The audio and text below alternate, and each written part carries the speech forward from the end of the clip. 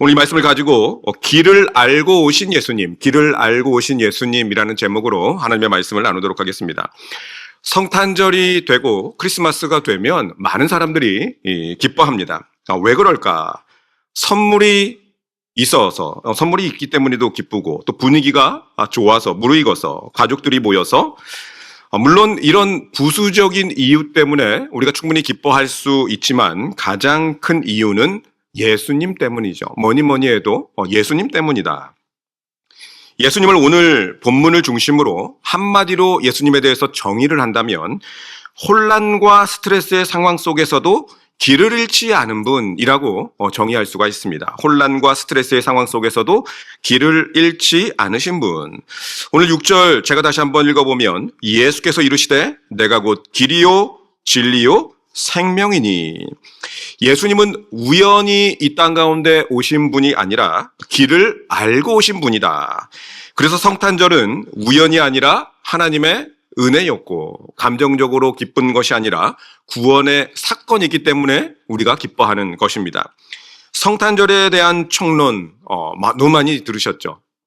목자들에 대해서도 들으셨을 것이고 천사들에 대해서도 들으셨을 것인데 오늘은 특별히 이런 총론보다는 강론에 대해서 특별히 예수님께서 이 땅 가운데 왜 평온하고 또 안정감을 평생 누리셨을 수 있을까? 그것에 대해서 한번 살펴보도록 하겠습니다.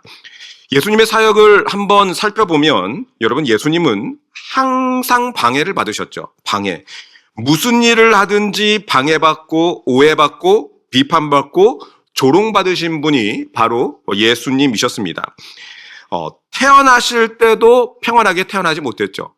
태어나는 순간부터 십자가에 달려 돌아가시는 그 순간까지 평안한 때가 한 번도 없었습니다. 누일 곳이 없어서 어디에 태어나셨습니까? 말밥통, 이 말구유에 예수님이 누워 계셨죠. 좋은 환경이 아니었습니다.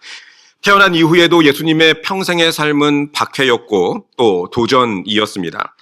그런데 참 특이한 것은 무엇이냐? 예수님의 모습을 보면 우리와 똑같은 인간임에도 불구하고 그 평온함과 안정감을 끝까지 유지하셨다는 것입니다.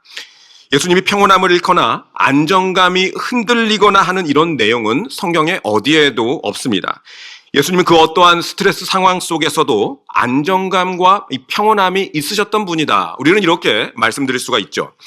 저는 이번 성탄주일에 우리가 이 예수님의 평온함과 안정감을 배워야만 한다고 생각합니다. 그 어떤 압박과 난관과 스트레스 속에서도 예수님에게 있었던 그 안정감과 평온함, 이것을 저와 여러분들이 누리게 되시기를 축원합니다. 첫 번째는 어떻게 예수님이 그러한 환난과 어려움 속에서 핍박 속에서 평온함과 안정감을 누릴 수 있었을까? 예수님은 남이 아닌 자기 자신으로 살았기 때문에 그렇습니다. 아이덴티티, 이 정체성에 관한 것이죠. 예수님은 자기 스스로 자기가 누구인지를 명확하게 아셨습니다. 그리고 그렇게 사셨죠. 언제나 스트레스 환경 속에서 박해 속에서 예수님은 평온함과 안정감을 누릴 수 있었는데 그 이유가 무엇이냐? 자기의 아이덴티티, 이 정체성을 분명히 알고 그대로 사셨기 때문입니다.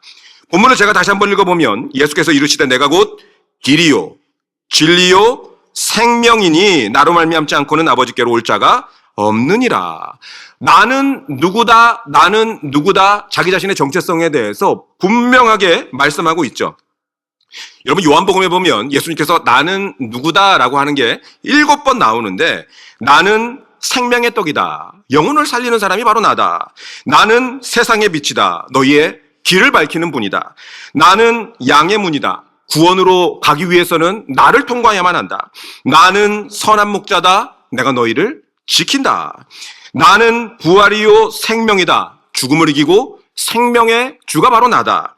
나는 길과 진리와 생명이다. 하나님께로 가는 유일한 길이 바로 나이다. 나는 참 포도나무다. 나에게 붙어 있어야지만이 너희가 열매를 맺을 수 있다. 7군데 이렇게 쭉 나오는데 여러분 이것이 무슨 말이겠습니까? 예수님은 자기 자신이 누구인지 명확히 알고 계셨다는 말씀입니다. 이 성탄절에 이 땅에 오신 예수님, 그분은 자신이 누구인지, 이 세상에 온다는 것의 의미에 대해서 명확하게, 분명하게 알고 계셨습니다. 따라서 우리가 수많은 도전 앞에서도 이길 수 있는 힘, 스트레스가 와도 스트레스를 이길 수 있는 힘이 어디에 있을까? 내가 누구인지를 명확히 알면 그 스트레스와 환난 가운데서도 평온함과 이 안정감을 누릴 수가 있습니다. 예수님이 그 환난과 박해와 멸시와 천대와 십자가를 어떻게 이기셨을까? 예수님이 이 땅에 우리를 구원하기 위한 구원자, 이 메시아로서의 정체성을 분명히 아셨고 그것대로 사셨기 때문에 이것을 이길 수가 있었다는 것이죠. 여러분, 식당에 가면 종업원과 사장님을 아주 쉽게 구분할 수가 있죠. 일반적으로 오픈 전에 손님이 와서 문 열어달라 이렇게 이야기를 하면 직원들은 스트레스 받죠. 사장님도 스트레스 받습니까? 아니겠죠. 사장님은 스트레스 받지 않습니다. 문을 닫는 그 시간에 손님이 오면 사장님은 스트레스 받지 않습니다. 그런데 종업원은 스트레스 받죠. 사장님이 스트레스를 받지 않는 이유가 무엇이겠습니까? 자기 자신의 정체성을 알고 있기 때문에 나는 사장이야. 직원들 월급도 줘야 하고 수도세, 전기세, 렌트비도 내야 되는데 한 사람이라도 더 와서 물건 팔아주면 감사한 일이지. 사역자도 마찬가지죠. 여러분, 담임 목사는 교회 오래 있어도 힘들까요? 안 힘들까요? 감사합니다. 담임 목사는 교회 오래 있어도 하나도 힘들지가 않습니다. 그것이 힘들면 담임 목사 그만해야 되지 않겠습니까? 교회에 있는 게 힘든데. 이전에 섬긴 목사님은, 제가 모셨던 목사님은 사역자가 힘들다라는 말을 하면 사역의 길이 힘든 줄 모르고 왔어? 하시면서 지금이라도 늦지 않았으니까 빨리 힘들지 않은 길을 찾아가라. 이렇게 말씀을 하셨습니다. 여러분, 사역자가, 목회자가 일반 사람들과 똑같이 살고 싶으면 이 길을 오면 안 되겠죠. 안 되겠죠. 그런데 일반 사람들 중에서도 정말 치열하게 사시는 분들이 너무나 많이 계십니다. 지난주에 어떤 분과 이야기를 나누는데 한국에서 회사를 다니시는데 새벽 6시에 출근해서 새벽 2시에 퇴근을 했다. 저는 이 말에 굉장히 도전을 받았습니다. 일반 성도들도 새벽 6시에 출근해서 2시에 퇴근해야 되는데 나도 더 노력해야 되겠다. 그런데 그분이 그렇게 사셨다고 해서 그분의 인생이 불행했느냐? 그렇지 않았다고 말씀을 하셨습니다. 왜냐하면 그분은 자기가 선택한 자리에서 책임을 다하고 사셨기 때문에 하나도 힘들다고 생각한 적이 없었다고 말씀을 하셨습니다. 그래서 결국은 높은 자리까지 올라가실 수 있었고, 사역이 힘든 이유, 일이 힘든 이유가 무엇이겠습니까? 일이 많아서겠습니까? 부르심 없이 그 자리에 서 있으려면 그때 힘든 것이 이 주님의 일이고 사역의 길이라는 것이죠. 결국은 아이덴티티, 이 정체성의 문제입니다. 반대로 하나님께서 부르신 자리라고 한다면 힘들어서 도망치고 싶기보다는 붙들고 기도하게 됩니다. 우리가 하나님께서 나에게 맡겨주셨던 그 여러 가지 많은 일들, 사역의 길, 이것은 편한 길을 선택하는 것이 아니라 하나님께서 나에게 이 길을 허락하셨는데 내가 왜 이 길을 가야 하는가? 그 사명에 대한 분명한 붙드심입니다. 그 질문이 분명하면 힘듦은 불평이 아니라 헌신이 되고 고단함은 낭비가 아니라 열매를 위한 과정이 됩니다. 목회자가 나는 목회자다, 사역자다, 하나님께서 성도들을 향한 목자로 맡겨주셨다. 이런 정체성이 뚜렷하면 사역의 현장에서 웬만한 어려움들로 인해 쉽게 무너지지가 않겠죠. 여러분, 사도 바울을 보십시오. 갈라디아서 1장 1절 말씀을 보면 사람들에게서 난 것도 아니요 사람으로 말미암은 것도 아니요 오직 예수 그리스도와 그를 죽은 자 가운데서 살리신 하나님 아버지로 말미암아 사도된 바울은, 자기의 정체성을 분명히 사도 바울은 알고 있었습니다.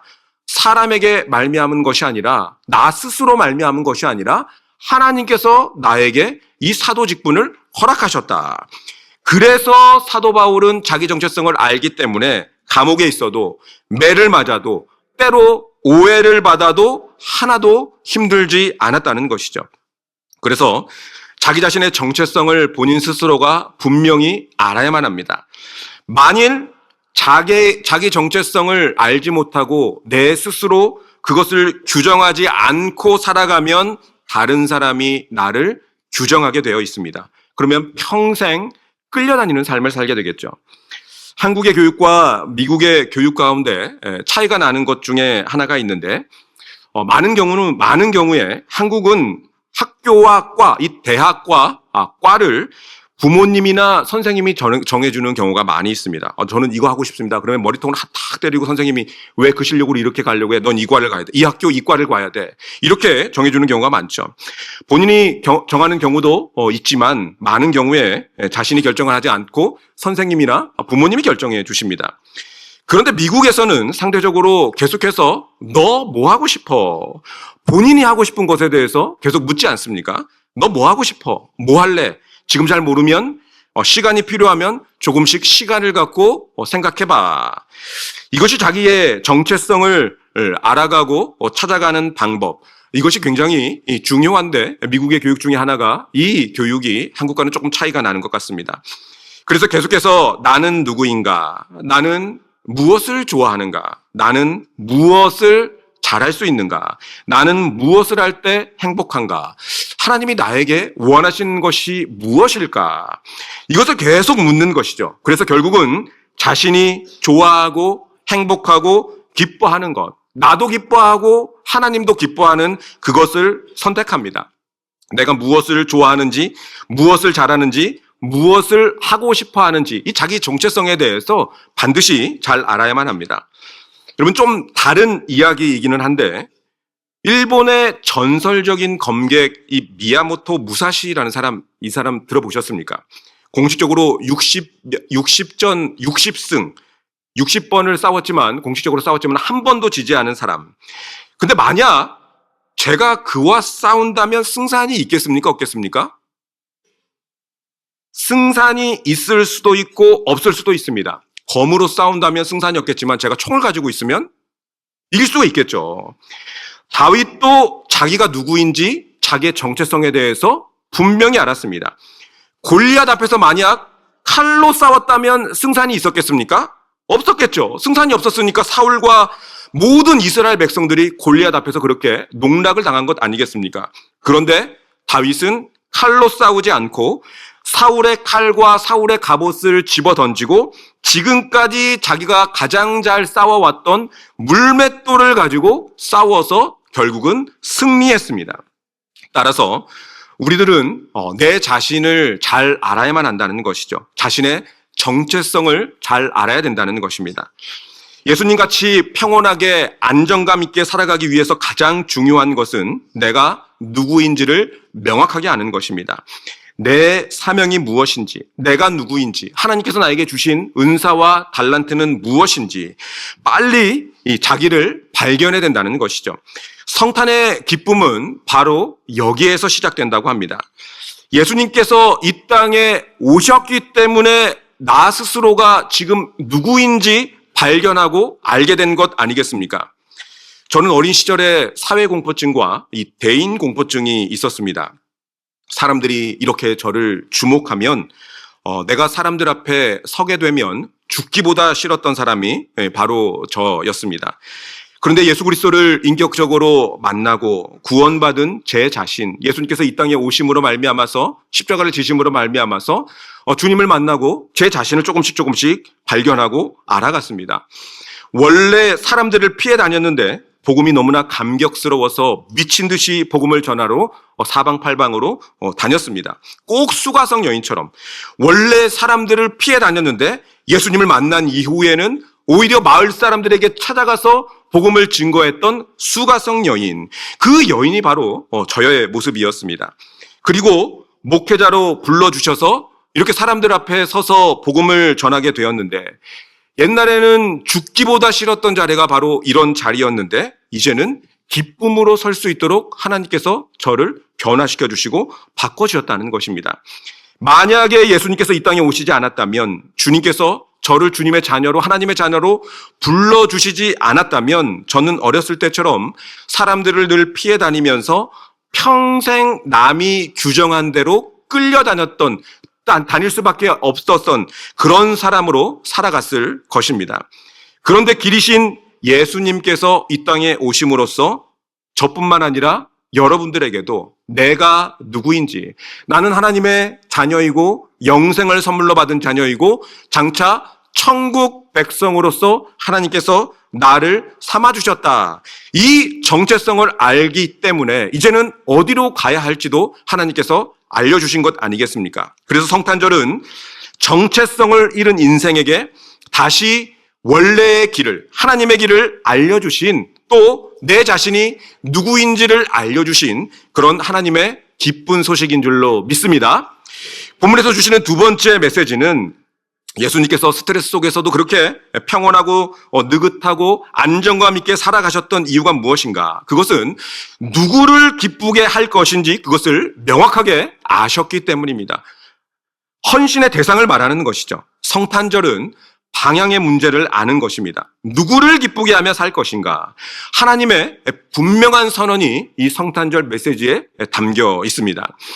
예수님은 이 땅에 오셔서 사람들의 기대만 충족시키는 삶을 사시지 않으셨습니다. 오직 예수님은 하나님 아버지를 기쁘시게 하는 삶. 그래서 성탄은 사람을 기쁘게 하는 삶에서 하나님을 기쁘시게 하는 삶으로 우리의 방향을 돌이키는 날이 이 성탄절의 의미이고 성탄절을 기억하며 기념으로 나아가는 날입니다. 누구를 기쁘시게 할 것인지 요한복음 6장 38절을 보니까 우리 다 같이 한번 읽어볼까요? 같이 한번 읽어보겠습니다. 시작. 내가 하늘에서 내려온 것은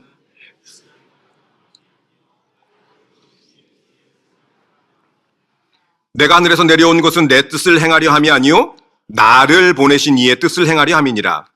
그리고 요한복음 8장 29절 중간쯤에 보면 나는 항상 그가 기뻐하시는 일을 행함으로. 예수님은 항상 이 땅 가운데 오셔서 사람의 기쁨이 아니라 하나님을 기쁘시게 하는 인생을 사셨습니다.